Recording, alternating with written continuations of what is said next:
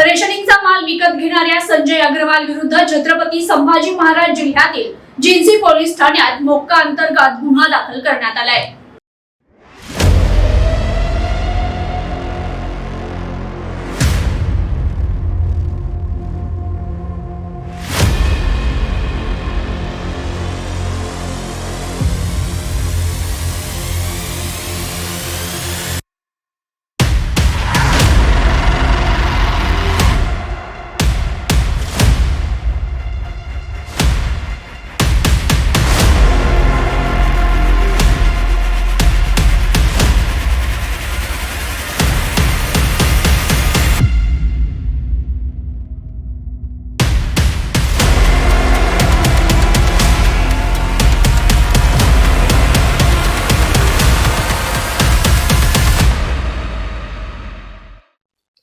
दिनांक 25 जुलै 2026 रेशनिंगचा माल विकत घेणाऱ्या संजय अग्रवाल विरुद्ध मोक्का अंतर्गत गुन्हा दाखल।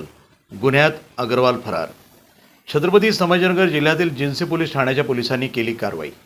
फरार झालेल्या संजय अग्रवालचा पोलिसांकडून कसून शोध सुरूच। राज्य सरकारच्या अंत्योदय योजनेअंतर्गत गोरगरिबांना मोफत वाटण्यासाठी देण्यात येत असणारा रेशनिंगचा माल विकत घेणाऱ्या छत्रपती संभाजीनगर जिल्ह्यातल्या गजानन ॲग्रो कंपनीचा संचालक संजय अग्रवाल आणि इतर फरार आरोपींविरुद्ध महाराष्ट्र संघटित गुन्हेगारी नियंत्रण अधिनियम 1999 मोक्का या कायद्याअंतर्गत गुन्हा दाखल करण्यात आला आहे। छत्रपती संभाजीनगर जिल्ह्यातल्या जिन्सी पोलीस ठाण्यामध्ये हा गुन्हा दाखल करण्यात आला असून यामध्ये संजय अग्रवाल यांच्यासह 8 जणांचा समावेश आहे। संदीप विश्वनाथ शिंदे यांनी या प्रकरणी फिर्याद दिली आहे।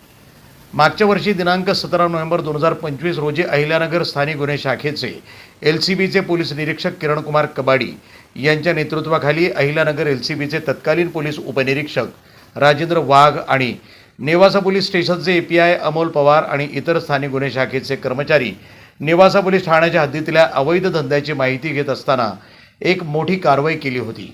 विशेष म्हणजे या कारवाईनंतर राष्ट्रपती पदक प्राप्त असलेले पोलीस उपनिरीक्षक राजेंद्र वाघ यांच्या विरुद्ध सध्या मोक्का अंतर्गत गुन्ह्यामध्ये फरार असलेला संजय अग्रवाल यांनी एक तक्रार अर्ज अहिल्यानगरच्या पोलिसांकडे दिला होता। हा अर्ज पोलिसांनी आपल्या विरुद्ध कारवाई केल्याच्या रागातून अग्रवाल यांनी तक्रार अर्ज दिला असल्याचं बोललं जात आहे।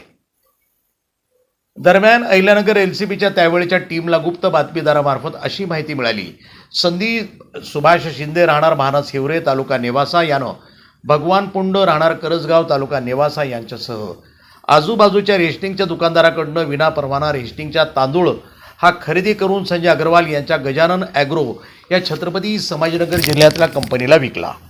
सरकारी योजनेअंतर्गत असलेल्या रेशनिंगचा तांदूळ विक्री करण्यासाठी नेवासा तालुक्यातल्या भानस हिवरे इथल्या गोडाऊनमध्ये साठवून ठेवण्यात आला आहे। अहिल्यानगर LCBचे तत्कालीन पोलीस निरीक्षक किरणकुमार कबाडी यांना ही माहिती देण्यात आली। त्यांच्या सूचनेनुसार अहिल्यानगर LCBचे तत्कालीन राष्ट्रपती पदक प्राप्त पोलीस उपनिरीक्षक राजेंद्र वाघ आणि त्यांच्या सहकारी पोलीस कर्मचाऱ्यांनी सदर गोडाऊनची पाहणी केली। त्यावेळी पोलिसांना तब्बल 11,25,000 रुपये किमतीच्या 50 किलो वजन असलेल्या तांदळाच्या 450 गोण्या आढळून आल्या। या मुद्देमालाचा पंचासमक्ष पंचनामा करण्यात आला होता।